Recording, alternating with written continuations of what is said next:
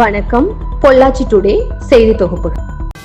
வால்பாறையில் வனத்துறை மற்றும் இயற்கை வன ஆர்வலர்களுடன் பள்ளி மாணவ மாணவிகளுடன் வனம் மற்றும் விலங்குகள் சார்ந்த ஆய்வு. கோவை மாவட்டம் வால்பாறையில் வனத்துறை மற்றும் இயற்கை வன ஆர்வலர்களுடன் ரொட்டிக்கடை பகுதியில் உள்ள அரசு மேல்நிலைப்பள்ளி மாணவ மாணவிகளுடன் வனம் சார்ந்த பகுதியான மலைவாழ் மக்கள் வாழும் பகுதியான வில்லோனி, நெடுங்குன்றம் பகுதிகள் வால்பாறை வனத்துறை ரேஞ்சர் சுரேஷ் கிருஷ்ணா அறிவுறுத்தலின்படி வனவர் கணேஷ் மற்றும் NCF ஆர்வலர்கள் பள்ளி மாணவ மாணவிகளை அழைத்து சென்று அப்பகுதியில் வாழும் யானை, சிறுத்தை, கரடி, சிங்கவாழ் குரங்கு, வெள்ளை நிற குரங்கு, இருவாச்சி பறவை மற்றும் காடு சார்ந்த பகுதிகளில் உள்ள மரங்கள் மற்றும் மூலிகைகளை பற்றியும் குழந்தைகளுக்கு சிறப்பாக எடுத்து உரைத்தனர். மேலும் அப்பகுதிகள் மரங்கள் எவ்வாறு உருவாக்கப்படுகிறது, விலங்குகள் உண்ணும் எச்சத்தில் எந்தெந்த மரங்கள் வளர்கிறது என்பதை பற்றியும், மழை எதனால் பெய்கிறது, எதனால் காடுகள் அழிக்கப்பட்டால் வறட்சி நிலவுகிறது என்பதை பற்றியும் NCF ஆர்வலர் சீனிவாசன் மற்றும் அவரது குழுவினர்கள் எடுத்து உரைத்தனர். அப்பகுதியில் உள்ள பறவைகள் மற்றும் விலங்குகளை தொலைநோக்கு கருவின் மூலம் காண்பித்து அப்பகுதியில் உள்ள மரங்களின் பூக்கள், மூலிகை செடிகள் உள்ளிட்டவைகளை எடுத்து உரைத்தனர். இதனால் பள்ளி மாணவ மாணவிகள் இயற்கை வளத்தை பற்றி நன்கு அறிவதற்கு இது ஒரு நல்ல தருணம் எனவும் வனத்துறைக்கும் NCF குரூப்புக்கும் பள்ளி ஆசிரியர் மற்றும் மாணவ மாணவிகள் நன்றி தெரிவித்தனர். இந்த நிகழ்வில் வனவர் கணேசன், சமூக ஆர்வலர்கள், வேட்டை தடுப்பு காவலர்கள் சுமார் 50க்கும் மேற்பட்டோர் கலந்து கொண்டது குறிப்பிடத்தக்கது.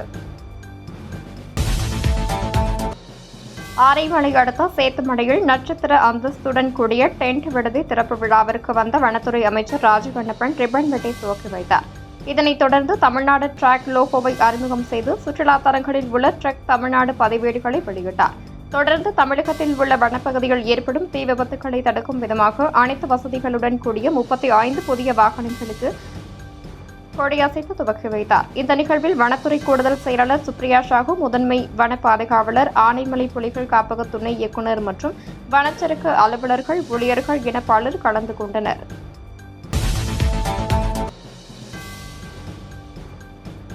வால்பாறை அடுத்த அண்டை மாநிலமான கேரளா பகுதியில் இருந்து அரசு போக்குவரத்து கழக பேருந்தில் சுற்றுலா பயணிகளை ஏற்றிக்கொண்டு வால்பாறைக்கு வருகை.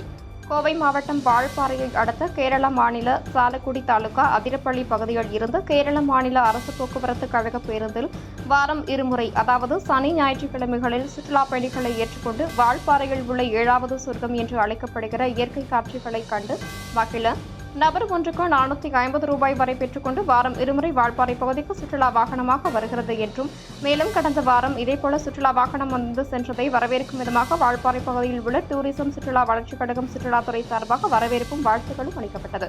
மேலும் வால்பாறை பகுதியில் வெளிமாநிலங்களில் இருந்து ஏராளமான சுற்றுலா பயணிகள் வந்து செல்வது குறிப்பிடத்தக்கது. செய்தி தொகுப்புகள் இத்துடன் நிறைவடைகிறது. மேலும் தொடர்வதற்கு இந்த சேனலை சப்ஸ்கிரைப் செய்து கொள்ளவும்.